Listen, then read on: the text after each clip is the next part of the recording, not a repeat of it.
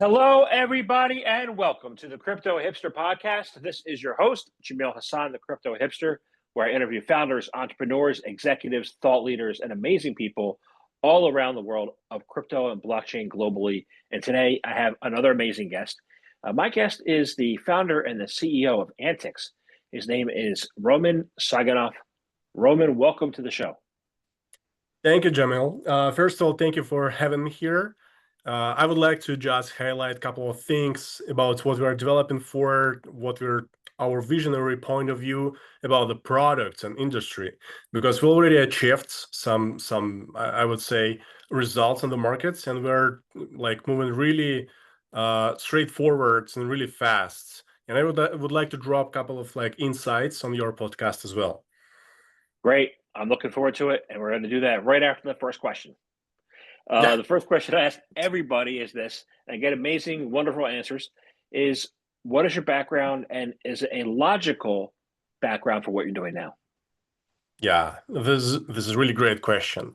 I came from entertainment industry where we worked like with big AAA titles with HBO, Warner Brothers, Tencent, included like Game of Thrones, FIFA, PUBG, and all of these things. Our company have been one of the subcontractor from the beginning. Yeah. Right after that, we are building our proprietary technology, which we used before for our clients, and now we have like our own platform for any type of content creation for social media. I'm serial entrepreneur, like with private exit from a previous company. Now I'm running Antix, like my, let's say, big child, I would say. I have a co-founder.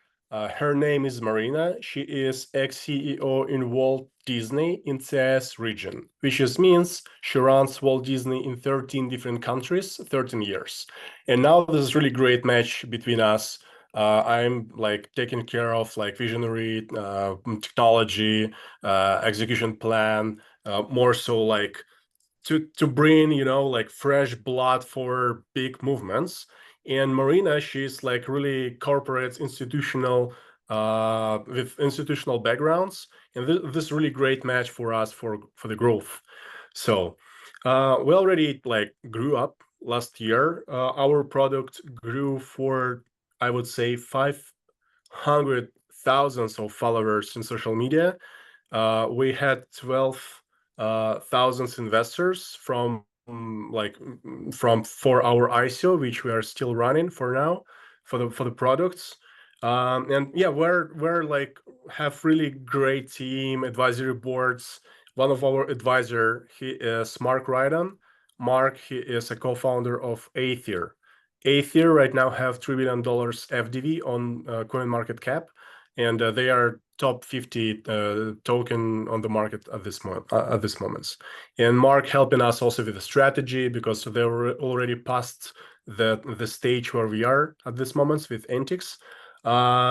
This is why we also have like stability with, I would say, vision and really great recommendation from the people around us as well.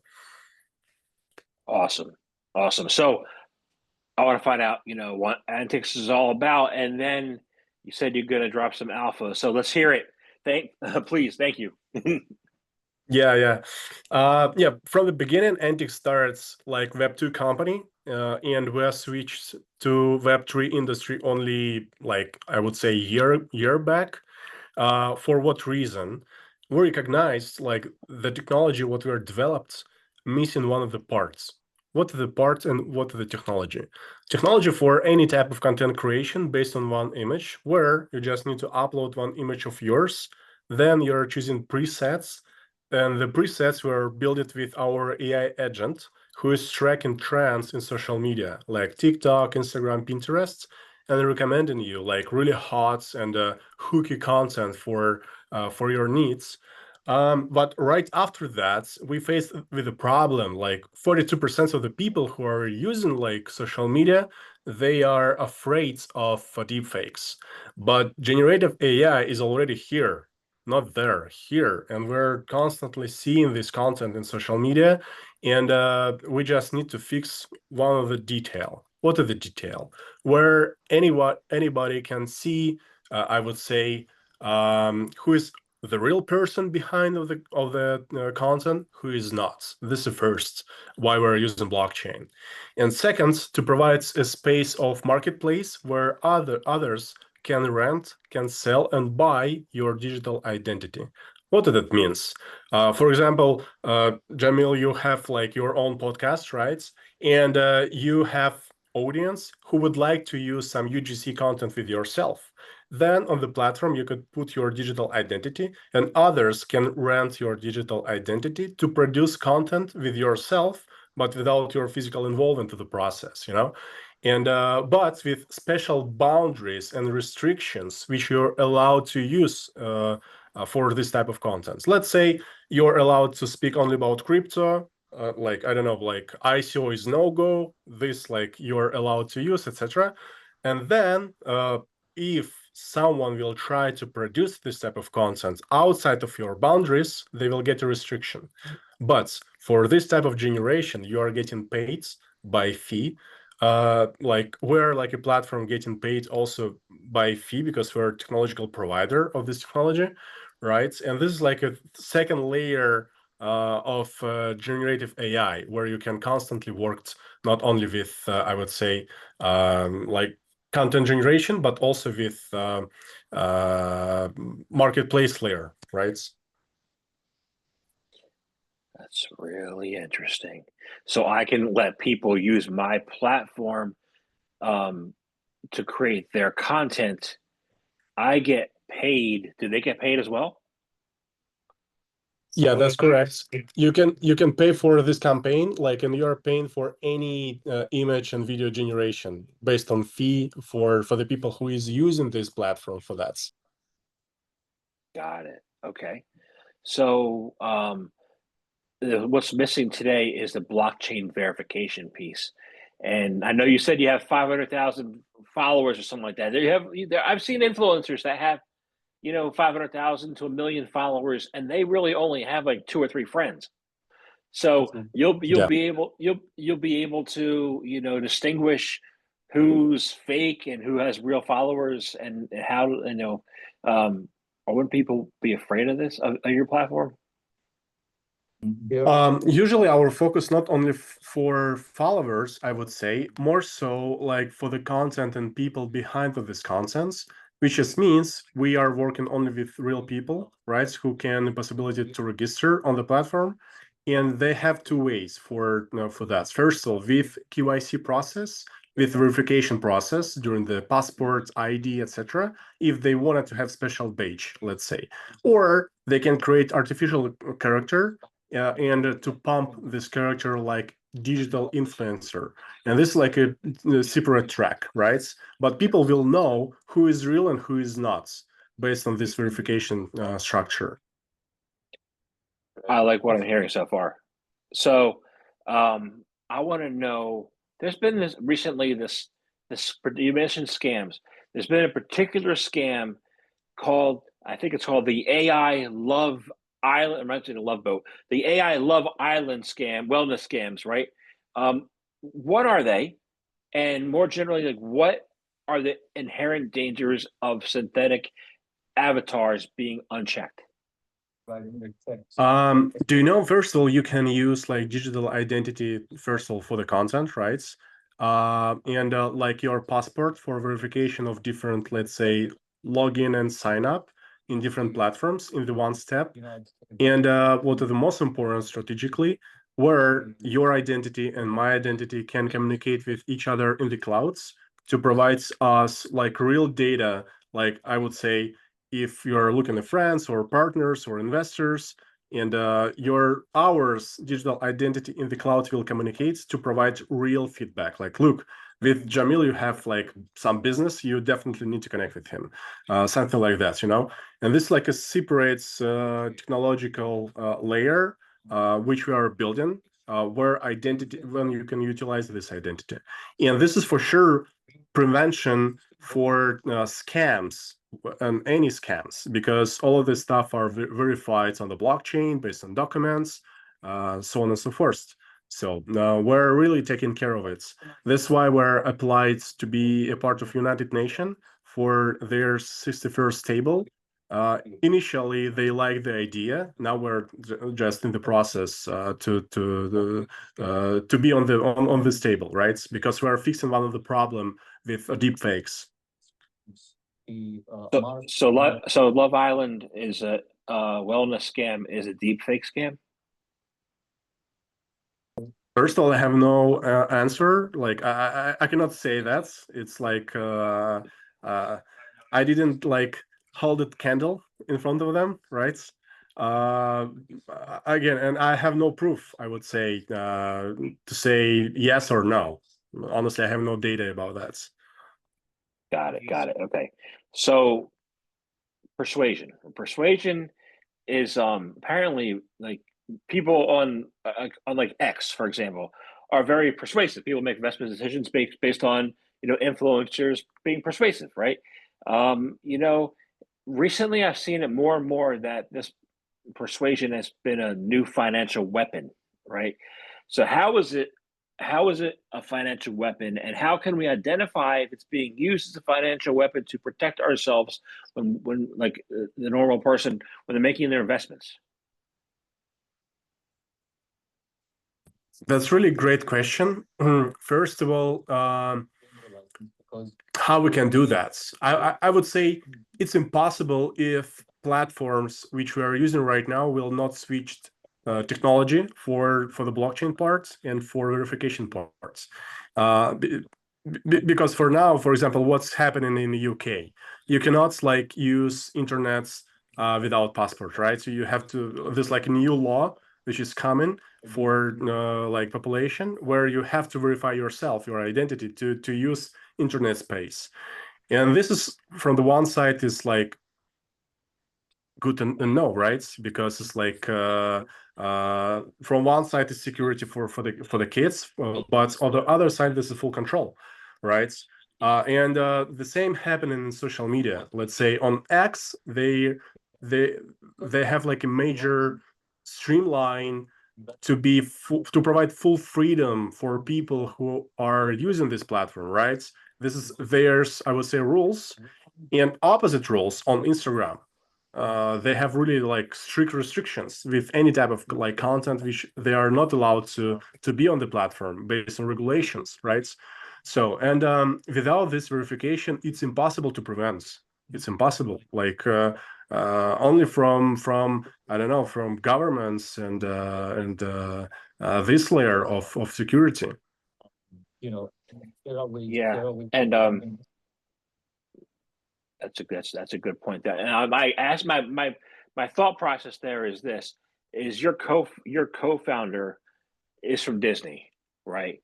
So, I would think that Disney, from that perspective, they would be a lot more protective toward people who are under 18. So you have people under 18 going to these social platforms, and they can easily be influenced by, by scammers, by hackers, by people who have not the best intentions.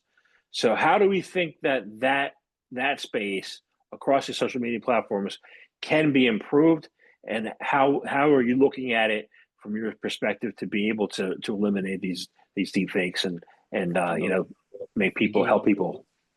Yeah, great question and really deep. First of all, this is about technology and that like to have advanced technology for this type of control. Because first of all, it's really hard to prevent. For example, what's happened with Roblox for now? Roblox is one of the major platform for drugs. Sorry for saying that. And I heard this news like from social media where some I don't know bad people come into the platform where platform specifically focused for the children, and they are like having some harassments or like bad things with them and using this platform for like I would say dark parts of the internet, right? And Roblox can do nothing with that. So it's really hard to regulate, but we have to continue, right? To find the new way of regulation, verification of the people, how we can track them based on IP or all of these things. So it's like I would say complicated question for all of us. Yeah, and specifically for different countries, because based on the regulations in like particular country, you have to you can to operate differently, right?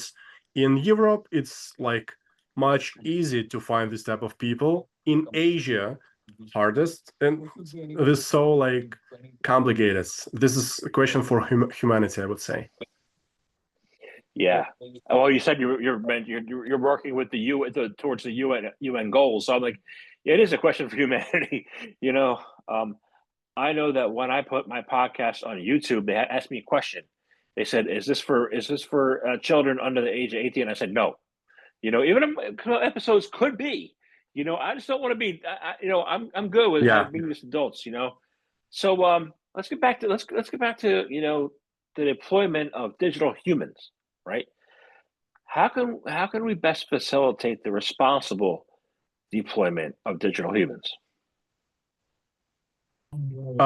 If you will specify question, it will be really useful. Like maybe you have some, I don't know, example for that. Or Well, you have blockchain verified, digital, avatars and human, so I say digital humans avatars, right? I guess the responsible way is to put it on the blockchain, but are there certain like limitations? Like, WorldCoin was, for example, was using people's irises. I'm kind of afraid of that. Somebody scam my iris. Like, what's responsible? What's not responsible? How do you get what you're doing out there in a manner that's ethical? And in the best interest of your users. do you know like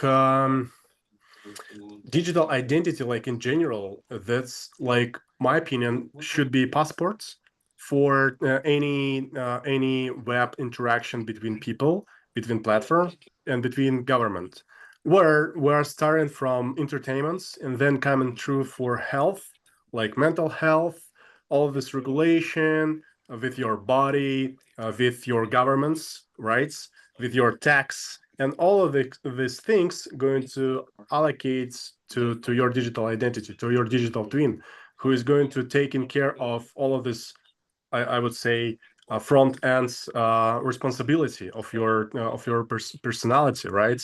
But to do that, you really need to allow provide big and heavy data to the AI, where you can like this AI can understand who you are, what are your needs, how to protect your needs, what's this AI allowed to share, which is not. And this really like big complicated question, but we're moving to this point, from different directions, but we are moving. Let's say LLM systems, they're moving from LLM structure based on text. Our system moving more so from entertainment, from visuals, but on the same direction. All of the AI companies moving to AGI to have it's like this technology, just from different angles, but on the one dot. And this AGI also can be part of your digital identity, where we are connected, all of us together with this, let's say, huge like and complicated ball of I don't know, different information, I would say. Awesome. So, um, these avatar, the digital identity, right? Why is it critical, for these digital twins to become seen as trusted digital assets? And if we view them as a trusted digital asset, what would be possible for our lives because of that? Hmm. Um, First possibility, and this is where we are starts with content creation, where we're helping people produce content for their needs for social media, right? But this is our past, our way, sorry. But end of the days, the vision is where your digital identity, your digital agents, I would say, can operate for you to do your things and to provide you more freedom, openness, and more, I would say, trustworthy recommendation and results. What does that means? Let's say you will have less mistakes in your life, because AI agent going to be in avant-garde for whatever happening with you in your life, because it's like more easy to predict and to recommend for you, like for real person, what to do and how to do. But on the same time, it looks like uh, animal leaderships, right? You have no choice to choose what you're allowed to like choose. And this also like scary parts, because first of all, if you're leading this recommendation, you're achieving more and more results on the markets, right? Because like AI is smarter and smarter and answers more resultive than your initial thoughts, and which is like pushing you to move in this like style of processing, thinking, like with AI, which just means you are following through AI, not by yourself. And this is also like questionable how to regulate it. Well, because from the one side, this is helping us to achieve more results, right? And to be more successful. And other sides, we are like decline our human behaviors, I would say. And we still have no answer. We still have no answer. And I really like what we are sometimes speaking with our advisors. Like, first of all, we're fixing one problem, then this problem creating a new one, and we're going to fix a new one, and this like constantly happening with humanity in general all the time. I'm thinking like, let's see. I grew up in an era where I didn't have access to AI or AI agents. I'm 54 now, and it's kind of set a little bit in my ways, but I didn't have an instruction manual. You know, it seems like people who are embracing the AI revolution and growing up in it are going to have an instruction manual, but everybody might have the same manual of best way to do something, go through something. So everybody's going through that, and they no longer have to think and work out what their manual is. What are the inherent dangers of, I guess it's groupthink, right? Of groupthink as a result of AI, instead of people learning the hard way and paying as you go? um First of all, we already cannot detach from this behavior to use AI, right? It's already here, and a lot of people just using AI for I don't know, like for friendship communication or for relationship someone. And based on analysis, people more trusty with AI about mental health. They're sharing more deep information about that. This is what you cannot get from any doctors, because you still have this type of barrier between you and him or her, where much easy to share this information with someone who have no uh, uh, identity like a human, like a soul, whatever we will call it, right? And my opinion, it's already unstoppable. First of all, second of all, what we have to have like manual form of interaction with AI, but this is some type of anarchy, I would say, because it's really also hard to control. But definitely we will have some barrier, and I would say corridor where we can and where we cannot interact with AI, and these barriers will created by governments first, and like with corporations. The case how like capitalism usually are moving. So we need to change like all of this like structure of on the earth, right? But this is not like different story. um and do you know, really interesting how big adoption of AI is, because like I don't know, my grandma is already using AI as well, constantly, and this is like became like something natural and so faster than iPhone or any other devices, right?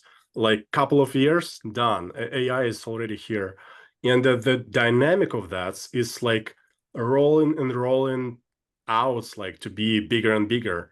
And now I don't know, I cannot imagine life without AI. This like how it's supposed to be, I would say. That's exactly how humanity is supposed to live, without touching like dangerous point of these things.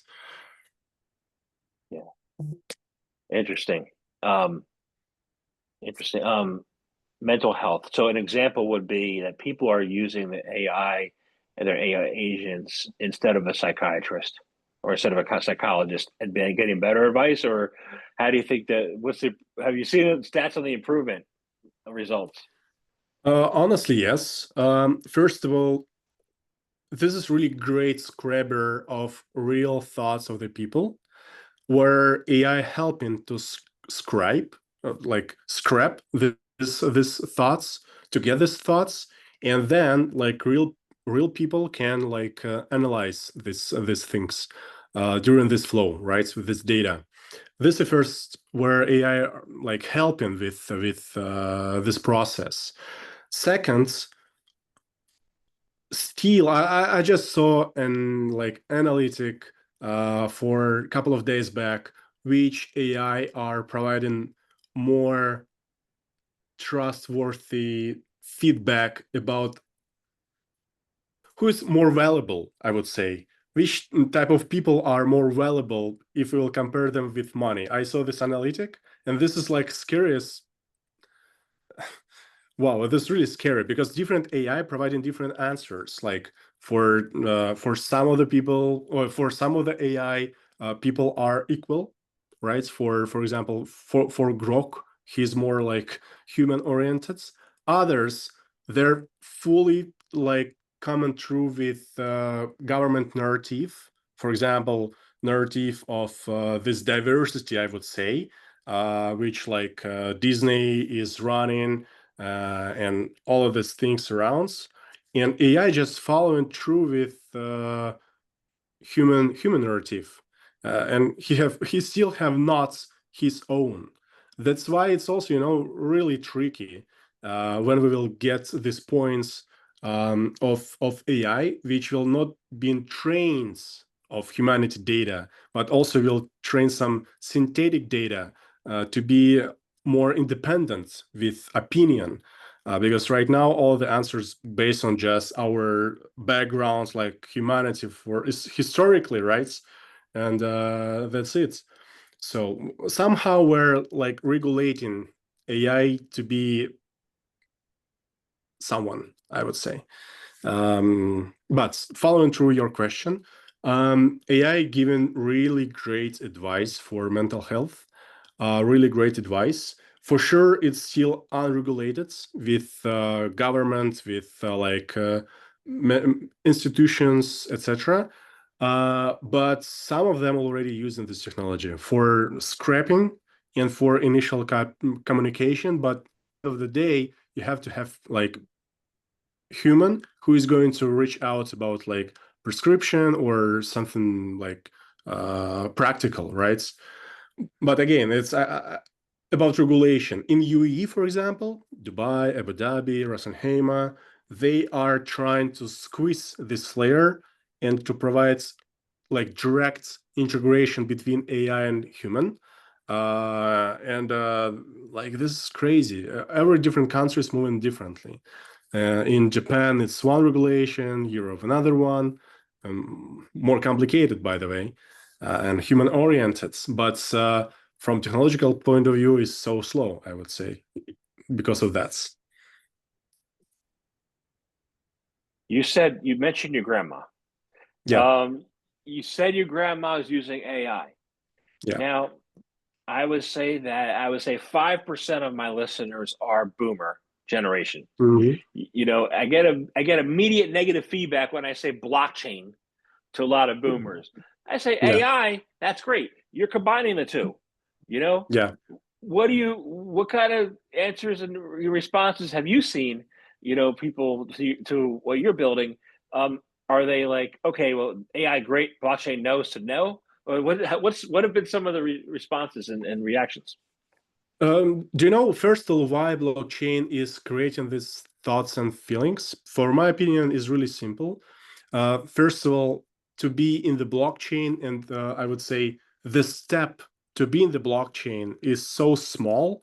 You don't need to have some knowledge, special one, to create, I don't know, your token and to launch this token and to scam people, you know? That's the case because blockchain, like gray zone still, have a lot of like scammers, fakes, and all of these things, which is creating, I would say, floor, or like, let's say, bad tail of this technology. But in general, blockchain is so dope, right? There's like transparency, there's fully openness, and a lot of positive things. But because we cannot control humanity behaviors, that's why when it's transparent, and when it's so easy to get, we are attracting a lot of people who is on the bad side, I would say. That's why blockchain, NFT, and all of these things for sure have really bad tail. And sometime I am trying to play around these words to the people who is like really institutional. And what's happening with AI? AI still like had no damage for humanity, only positive impact, I would say. For sure, more and more, I would say, cases where AI recommended, I don't know, to I don't know if we can use these words, but on the podcast, but to do something bad with yourself, let's say this way. And the AI providing more and more of this like feedback, like you are doing right, you're existed for some reason, etc. But this is like particular cases, not so massive.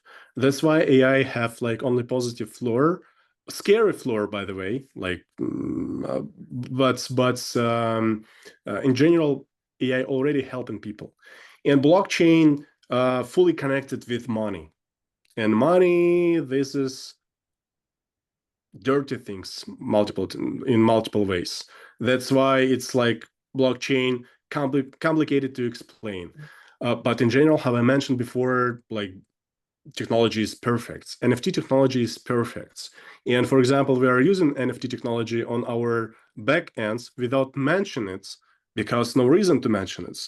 But like you are using collections for any particular image and videos. This like NFT collections technically, but from marketing point of view, if you are not using NFT, for people it's clear. Oh, okay, this is like transparent system. Gotcha.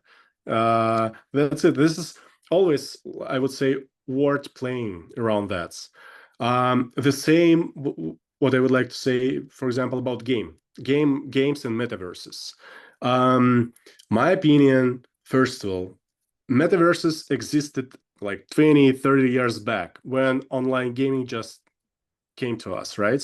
Like Lineage, World of Warcraft, and all of these things. So this already metaverses somehow.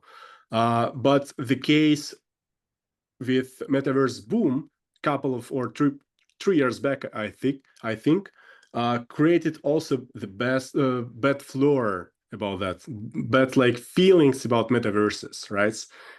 This is why it's always about marketing, and the same with AI, by the way.